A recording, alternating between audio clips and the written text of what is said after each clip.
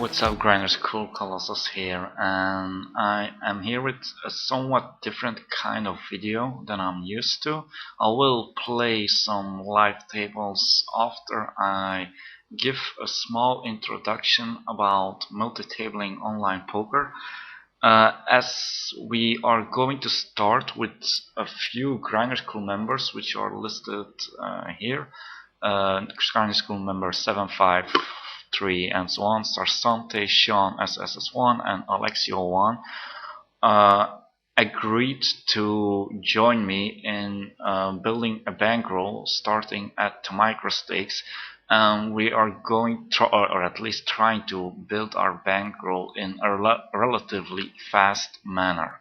The way we are going to use this, to do this, is by multitabling the standard Microstakes games. Now I chose, as you can see in the background, I took this picture when I was multitabling myself. I think it's the 50 NL full ring games, and here on the screen I tiled the tables. I was actually playing more than 12 tables, but I have two screens, so it's hard to capture pictures on two different screens as they have different resolution. But this is somewhat how my screen looks like when I'm multitabling. At least for 12 tables. If I am multitabling more 12 tables, I like the next background a little bit more, which is this one, in which I cascade tables, just because there are disadvantages and advantages on tiling tables and cascading tables.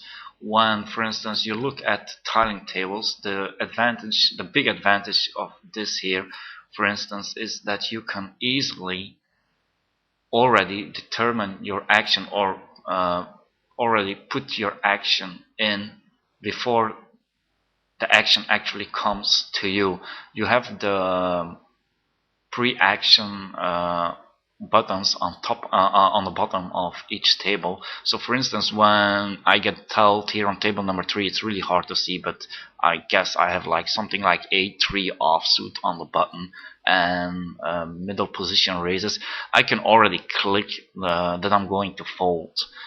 This is not possible when cascading tables, because you only see one table, so the table will jump up when the action actually gets to you, and this can become quite busy when you were making a decision on another table, and then a stupid table jumps up in front of you where you, of course, you're gonna fold a3 offsuit after a raise.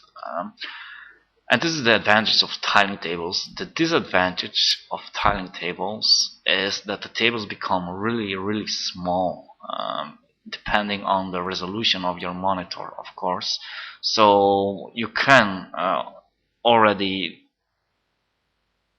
act before the action gets to you, but my eyes get pretty tired looking at the small numbers, small cards, especially when playing more than 12 tables tiled. It kind of gets really busy, and that's why I like to have more this kind of setup when I'm playing like more than 12 tables, which will cause overlap on my monitor even when tiled, even with decent resolution. It's hard to fit 16 tables, and I guess people playing the Microstakes don't have huge monitors in which they can tile 16 tables properly with no overlap. So the advantage of this cascading tables is that the tables are huge. You can even on pretty small monitors, the tables are pretty huge, and you can really lean back in your seat and click buttons fairly easily. You have one decision at a time. Once you made your decision, the table will go to the back, and the table which requires the next action will jump to the front. And although you cannot determine your action before the action gets to you, if you know what I mean. I mean, it goes really fast. Most of the time on multitabling, you're gonna fold anyway, especially at full ring. So it goes really like click, click, click, click, click, and you can really easily. You would be quite surprised how easy it is to put 16 tables like this and just put in a decent amount of hands per hour.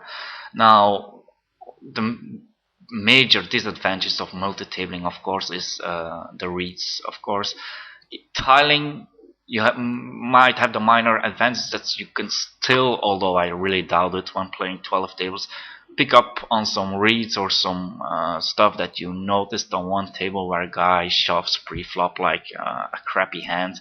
You might be able to make a note of this. This will not happen when cascading tables, because the only table that's visible is the table that you have to act on. So I would suggest try both of the setups out and see which setup fits best with your style, and go from there. Yeah, it's you can easily try them both. So what I want to go over next is actually why we should multi-table. Now, there are actually several advantages of multitabling. Of course, we want to increase. The major reason is we want to increase the amount of money we make per hour. This doesn't mean that you will increase your actual big blinds per hands that you will win. On the contrary, you will lose, or at least the big blinds per hands that you will win will decrease by adding more tables. Just because, for the reasons I just listed before, like you cannot make reads, you have to make decisions quite fast, you cannot take an enormous amount of time to think about certain decisions. So your big blinds will increase. Your big blinds per 100 per hands will decrease, but this should be elevated by the amount of hands that you're actually gonna put in. So I've listed here some numbers. When you, for instance, are two tabling and you win, your win rate is 8 big blinds per 100 hands, you will, two tabling, you will put in about, I just put a number, 150 hands per hour, and so your actual win rate per hour will be 12 big blinds. If we compare this with somebody who plays 10 tables, his win rate will drop to, these are just arbitrary numbers that I chose, but imagine that his win rate drops to 3 big blinds per 100 hands, but this guy is putting in 750 hands per hour compared to the 150 hands per hour when two tabling, and essentially the amount of big blinds that he is going to win is going to be a lot more per hour than the guy who is two tabling, although the guy who is two tabling has a higher win rate per hand. So this is one of the major advantages of multitabling. So as long as the amount of extra hands that you put in by adding another table cancels out the drop in big blinds per 100 hands, you should be adding more tables. This has, of course, an optimum. You cannot keep adding tables. One, because the sides don't allow you, and second of all, maybe your hardware doesn't allow you, your computer cannot handle this many tables. But also, there is like a point in which your decisions that you make multitabling will be so bad that your big blinds per 100 hands is going to drop so dramatically that you actually are going to start losing money. So you have to kind of find the optimum point in which your number of tables and your win rate will give you the highest dollar amount per hour. And this is going to be variable for everybody. I mean, certain people can play 24 tables and still look at a movie and talk to their girlfriend or whatever, and other people have difficulty playing 4 tables at once. This is all player dependent, and you really have to fit in. You really have to experiment for yourself where your optimum point is. But as long as you keep this rule in consideration, you should be fine. Now there are 2 other advantages to multitabling. One other is that most of the sites will give you a rakeback, and depending on the site, there are contributed and dealt rakeback methods. Of course, the dealt rakeback methods is going to give you a higher amount of rakeback just because you're playing a ton of tables compared to 2-tabling.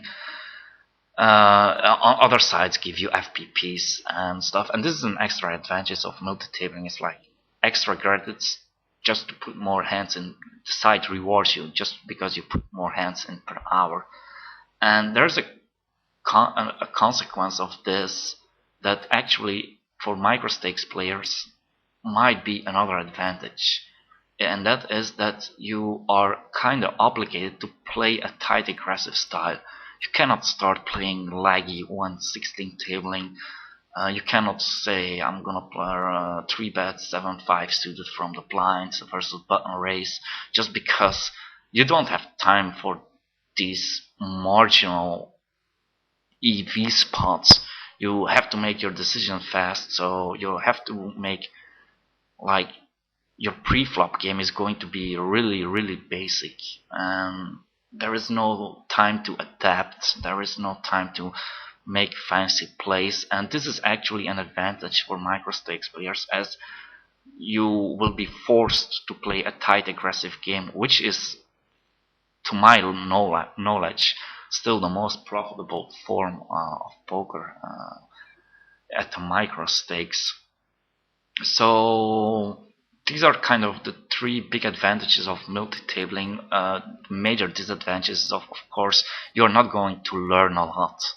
I mean learn a lot, I mean by your game is not going to improve a lot by multitabling, because you're not going to experiment, you're not going to pay attention enough to the tables to pick up reads which you can use afterwards. It's really the whole point of this series that I'm going to do is to build a bankroll and to make money per hour, and not to make you guys more expert in the poker in playing the poker game. So I'm gonna give you some advice on multitabling. So it continues from what I was talking about. Before you start multitabling, you have to know the basics. With knowing the basics is if you still haven't watched, because this is only for Grinder School members, and I just picked out 4 Grinder School members who are going to actively participate in this bankroll building. And what I want them to do is, definitely, if they haven't watched it yet, then first of all they shouldn't be on the Grinder School site. But if they have watched it yet, but it's been a while ago, please rewatch the How to Master series. They are really great. The 6-max cash games and the full ring cash games have their own How to Master series. I think the 6-max is done by Spandau, which was a great instructor, a former instructor at Grinder School, and the full ring How to Master series was done by the famous Code Red Rules at Grinder School, and both series are really great.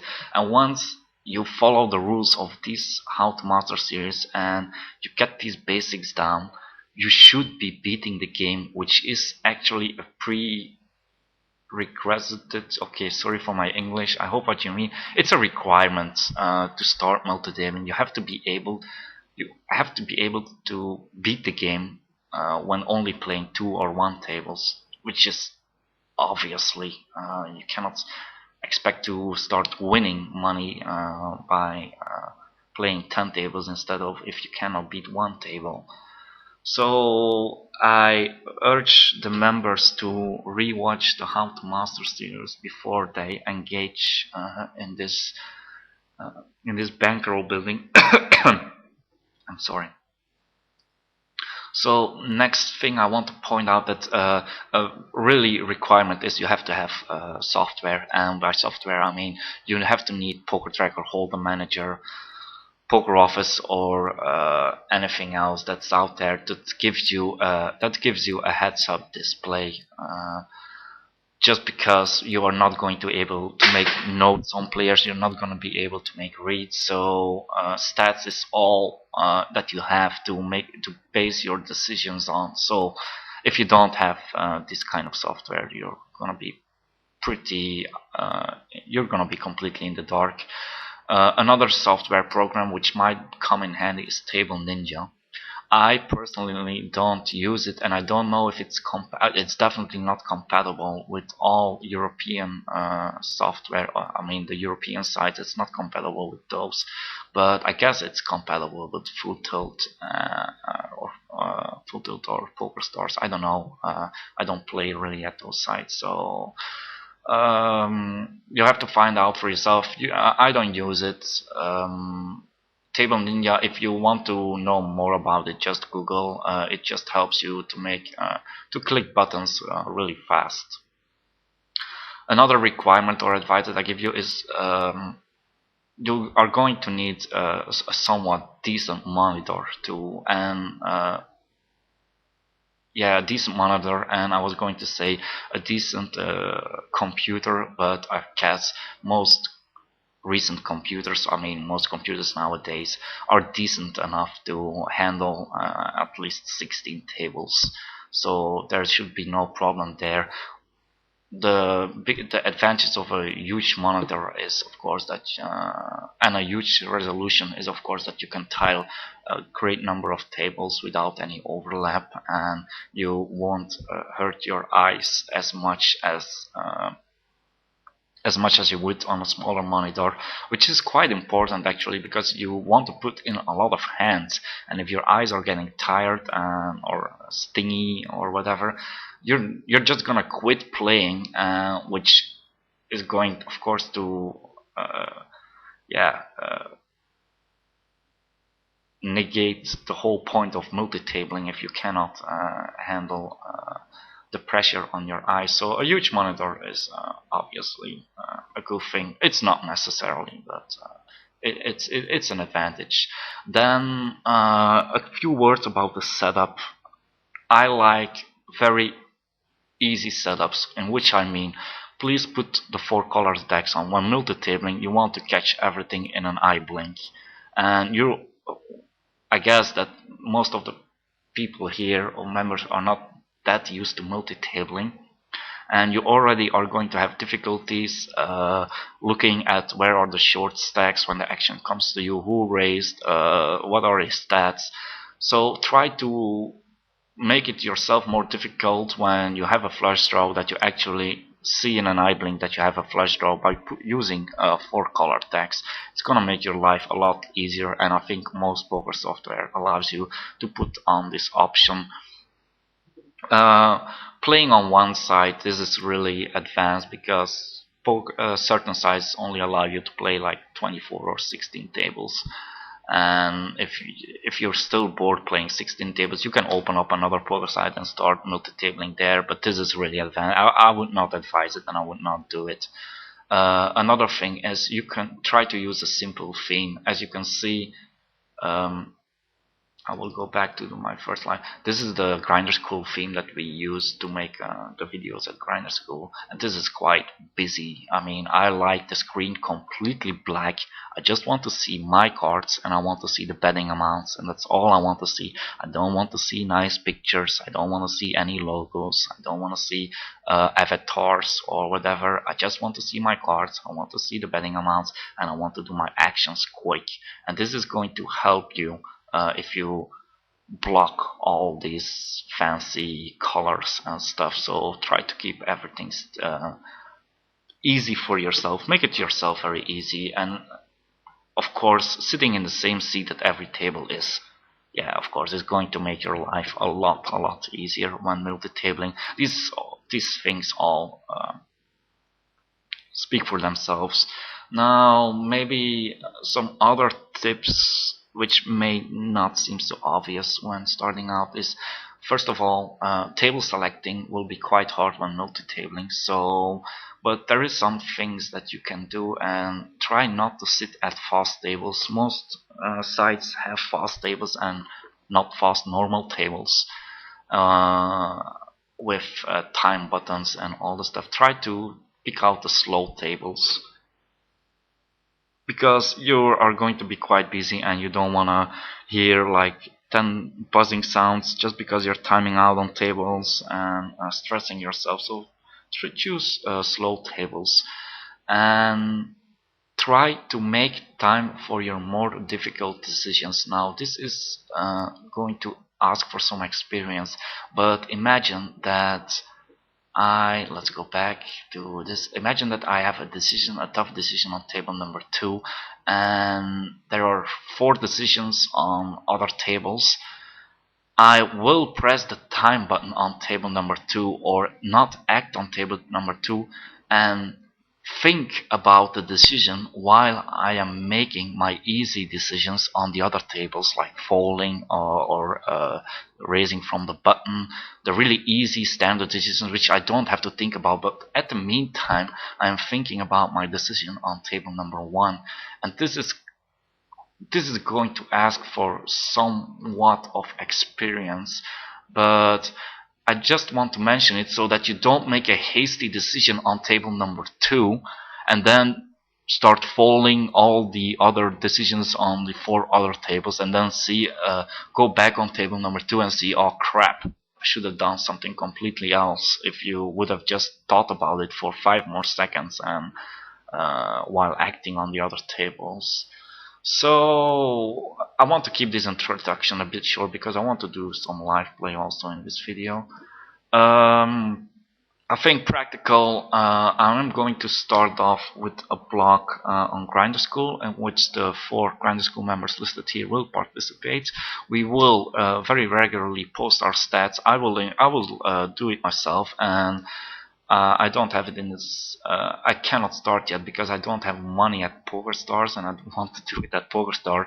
So I will send a request to somebody to put some money for me on stars. I can trade, so I can start off this block together with the other members. I will post stats. I will start at the $25 level. I will play full ring and I will play 6 max depending on how I feel. I will put everything that I do. I will put out there hand histories, anything you request for. I also told the other members that they are required to put in their stats, their number of tables they played, any hand histories they have questions about. They can all put it in there, and every Grinder School member can ask, of course, questions in this thread, but I just don't want it to get it overflowed with all members putting up their stats there for analysis and hand histories for analysis. Of course, I can ask questions related to the hand histories posted by the 4 members listed here. There will be a podcast with me and the members participating, in which we will go over hand histories. I will do video reviews of the multitabling sessions that these members will have if they record their game.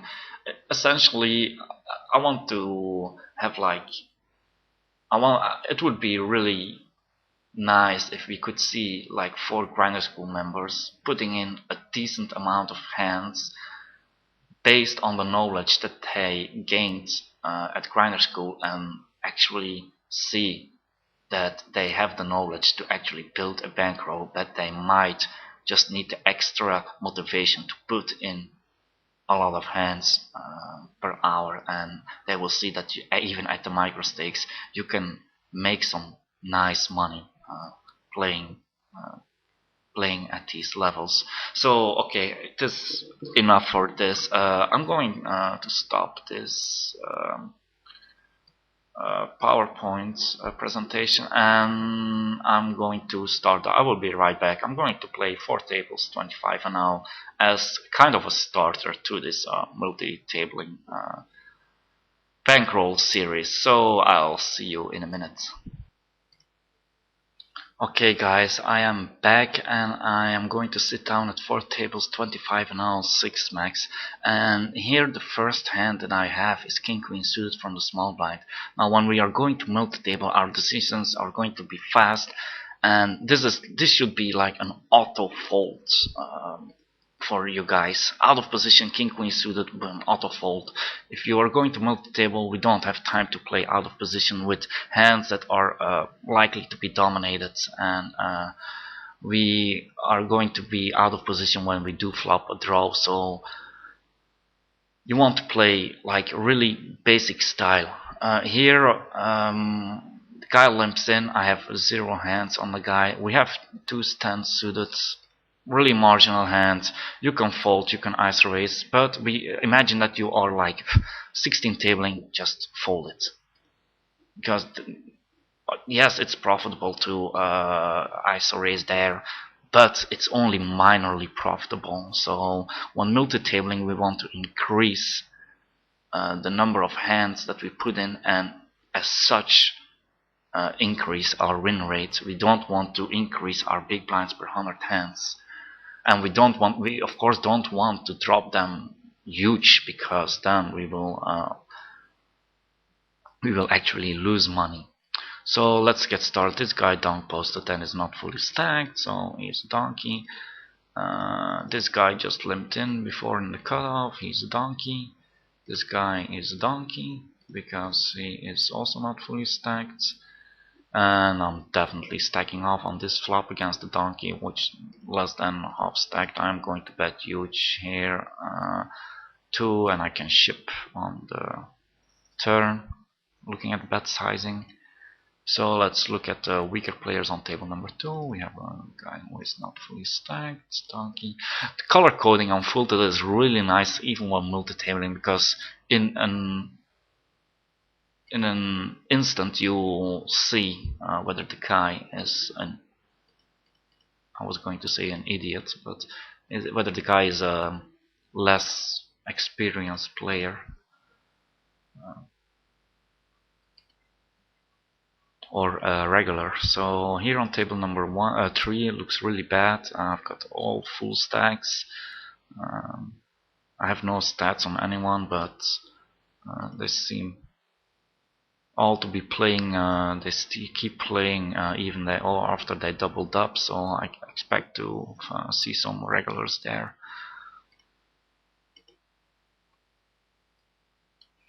But look, I am 4 tabling now, and I'm not doing anything.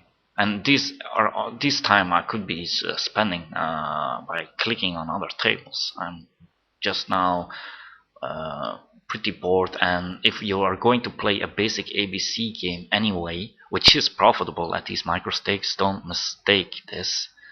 You might as well play more tables here. 6s, I will go for the set mining. The guy is deep. You can fold, it's not a huge, but I feel like at the Microstakes these set mining options are really profitable. Here I will make a huge raise.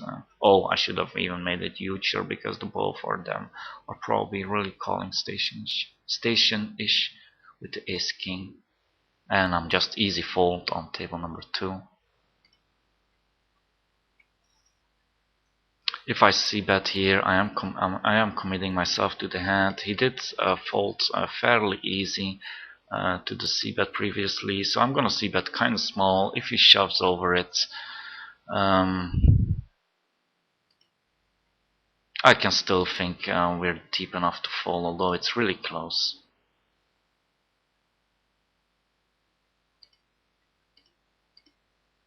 But he folds.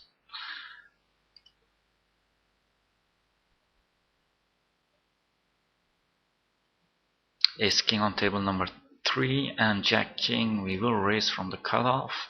There is probably a weaker player in the blinds.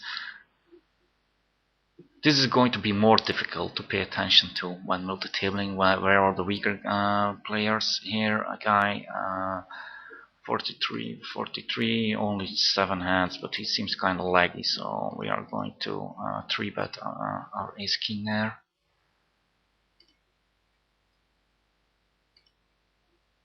By the way, at the microstakes, 4 bets are never bluffs.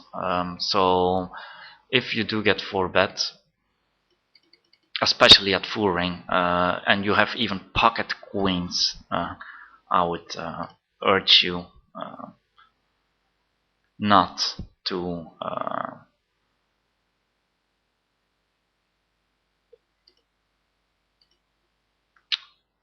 go all in very loosely. On the contrary, we're going to play a really tight game. I kind of get min raised here. We're just going to fold.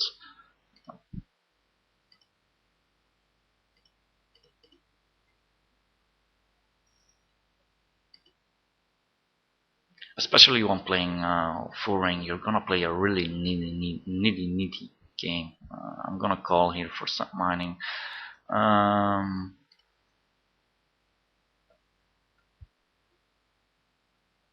6-4. We have 2 kind of needy players, so I'm gonna raise this from to button.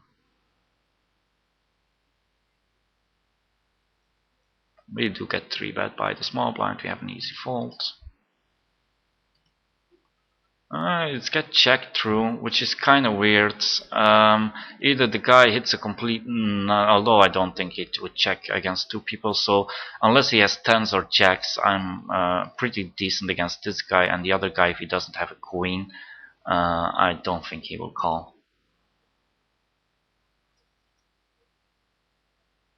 If he raises, he just hit his set, so... Here I'm going to raise. He does make the call, so his range is more than likely like a queen, maybe a flush draw, but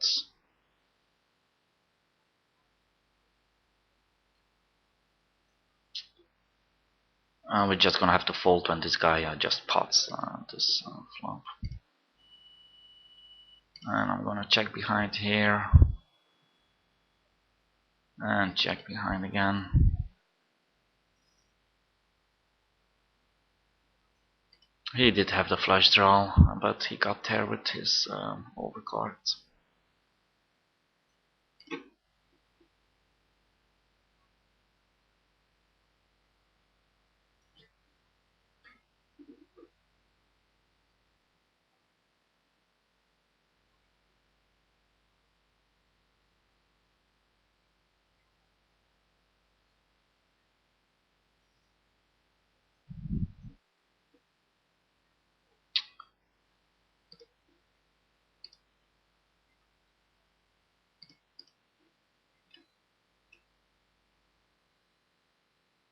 So for instance here I've just folded on table number 3 the Jack Queen offsuit from the hijack, and it should be quite standard, especially when playing a ton of tables. Don't want to play Jack Queen from early position. Even to give some idea, even under the in full ring games. Here, there is some looser guy apparently on the big blind, so I'm gonna raise Queen Jack suited. It's kind of contradictory to what I just said, but I'm of course not multitabling, and I want to put in a few hands.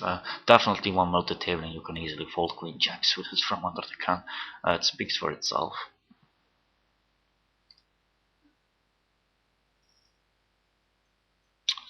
Nice flop, 2 overcards against the guy who until now seems pretty loose. So if he comes over the top of this, I will get it in there. And he does come over the top, so I am getting great odds though. But I mean, I am never in this bad of shape that I'm gonna explain this immediately. I'm just gonna here 3-bet my ace king. We're never in bad shape against what he has. He has pocket threes, but it's fine by me. Oh, and we kinda get sucked. Well,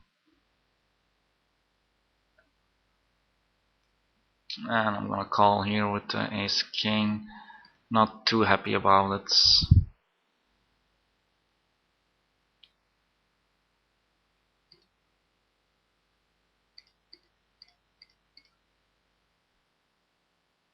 Just to show you that people are really tight when they 4-bet or 3-bet jam.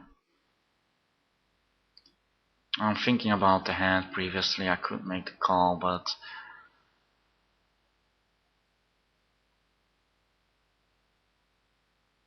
I guess with the folding equity that we have to overcards and open-ender straight draw and a backdoor flush.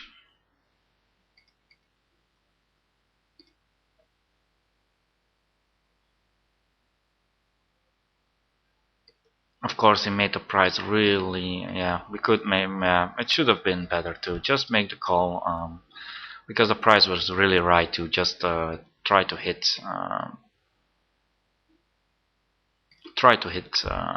on the turn and then check fold actually when he probably jams the turn himself when I check to him. It's kind of a mistake, but not really a big one as we have equity against anything that he has.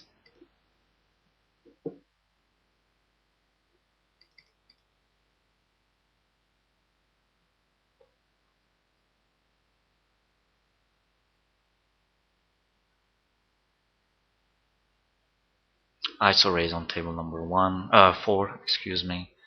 And here I'm going to check behind. We have showdown value, and I don't really care about protecting my equity.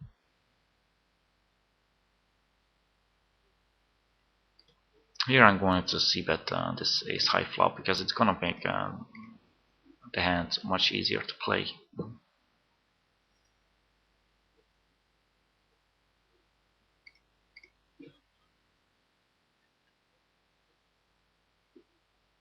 Standard c-bet, standard raise. And here guy raises under the gun. I am going to call with the pocket jacks to keep his range at the widest. He only, well, he seems like a more the calling station type of player. So here we get raised again.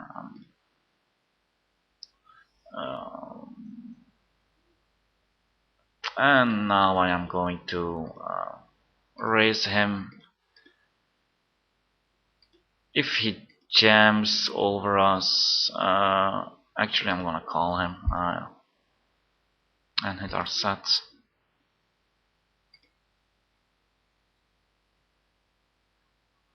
Okay, so now that he bets big, I think he really has a hand, and I'm gonna raise him like a small amount that he cannot really fold. His calling station is, and that he's gonna have to stack off on the river.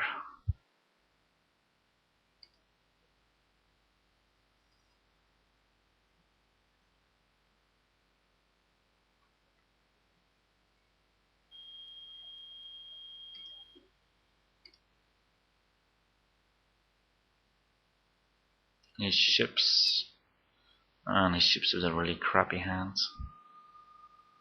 putting me on a draw.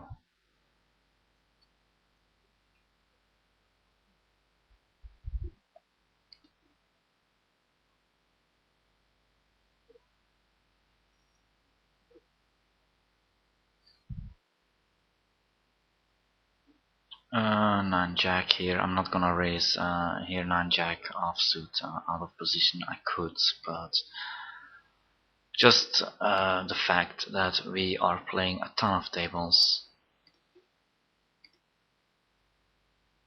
you really want to play hands in position.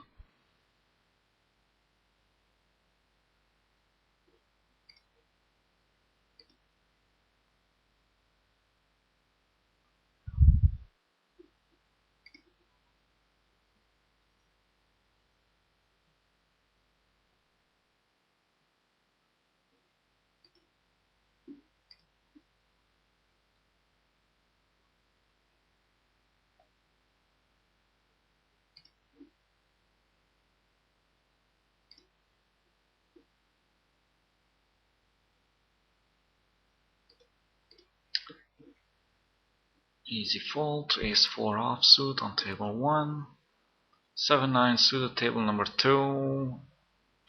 Normally, I would raise this if I'm playing like 2 or 3 tables. I'm really paying attention, but I would just want to show to you guys that when you are going to multi-table, you're gonna play something like 15-12 maybe, and when playing 15-12, you're not raising 7-9 suited from middle position.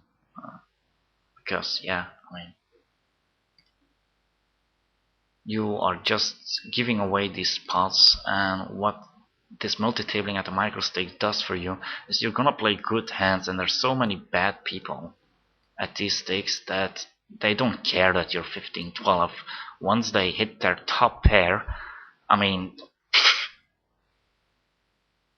they don't care anymore. Okay, so we've got a super nit limping in from middle position. More than likely has a small pocket pair, and I am going to raise him with the ace queen. Queen 10 suited here, fold.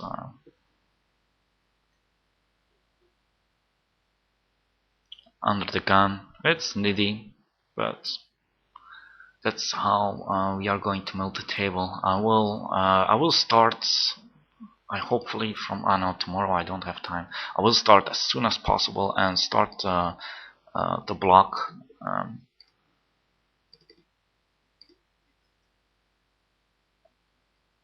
So you see, I'm ISO raising in position a lot more than out of position, just because in position you have all the power is to you.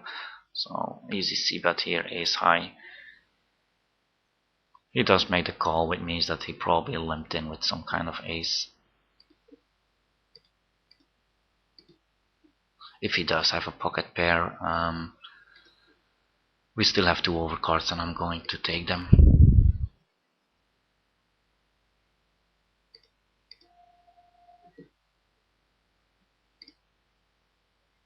But when he bets 350, he very rarely is bluffing here, and we don't beat anything, so good for him.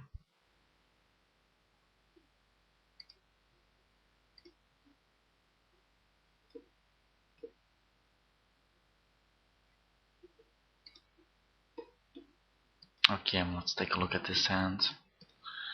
There's probably something to be said about this. Okay, the guy of course limps in ace king, which makes it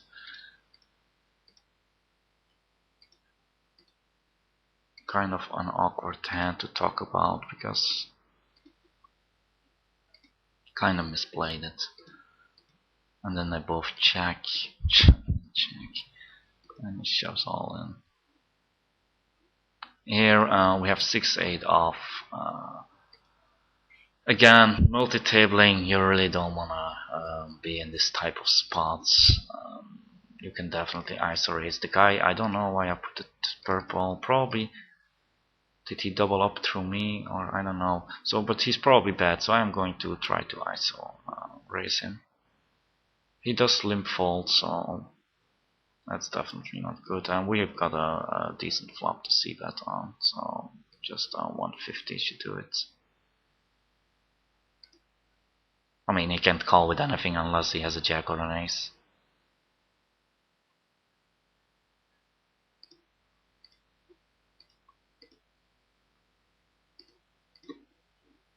Oh. Yeah, 4 tabling, and I was already timing out on table number 4.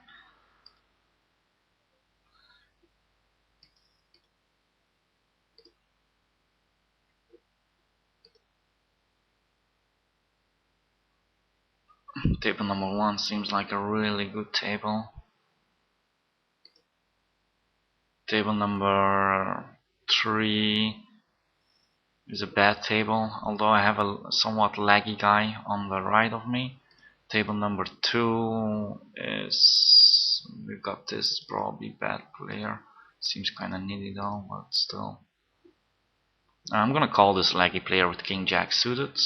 I don't mind if it was offsuit, and if the guy was like needier, I would definitely fold. Even if the guy was like 1910, I would probably fold my King Jack suited here.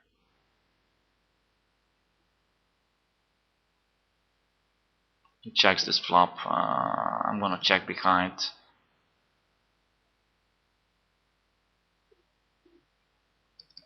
Once he checks on this turn though, I am going to bet. I don't think, unless he hit the complete other nuts, he's never checking back the turn. He's literally waving the white flag. Again, I still raised this guy. He called last time again, decent flop. I mean, in the sense that guy seems to be hitting though.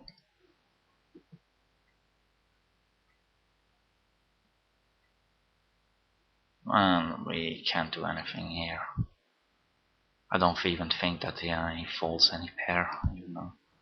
Here, set mining because there are already 2 people in the pot. One is full stack, probably not a decent 50, pretty loose, so I miss. We're just gonna check this one.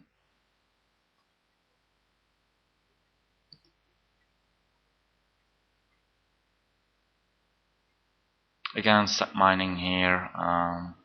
With the pocket deuces, I really like set mining at Microstakes. I know other instructors. I mean, it depends. I could fold pocket deuces because I'm out of position. 7-9 folds because the button is rarely are going to. I'm folding 7-9 offsuit here on table number 1 in the cutoff because on the button seems a calling station. And I'm just folding here. Ace-4 suited, folding 3 bets by a nit on table number 2, fold.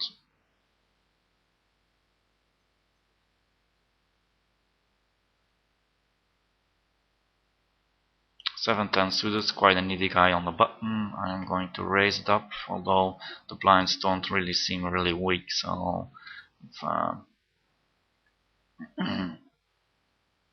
if I want to make a lot of money, I'd rather have like a really crappy guy in the blinds. I'm raising 7-10 suited, king queen, offsuits. I'm going to raise from the hijack.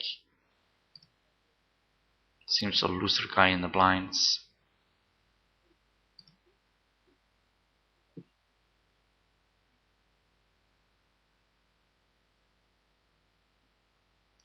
And actually, this video is going to be quite long, so I'm gonna sit out next blinds. We do get 3 bet by the really loose guy. Still, let's check his 3 bet. He only 3 betted 1 out of 12 times. No reason to call. Just we are going to play. I don't care if your win rate is like 2 big blinds per 100 hands. If you're putting in 1000 hands per hour. Just still the amount you win will still be quite nice. I mean, it's all about I want to make money per hour, and I mean, of course I care about my win rate because I don't want to be grinding half a big blind per 100 hands, but at these stakes you shouldn't have too many problems having a higher win rate, even when playing like a complete other nit.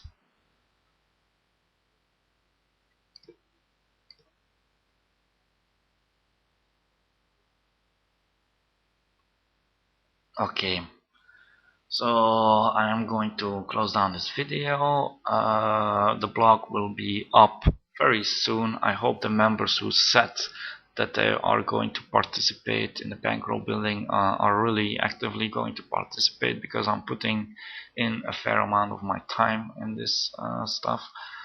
So, and I hope all other Grinder School members will also benefit from this. I hope we all have, first of all, I hope we all have a fun time, and I actually hope that we all, even I, learn a thing or two. So, I'll see you guys in the forest. Thanks for watching.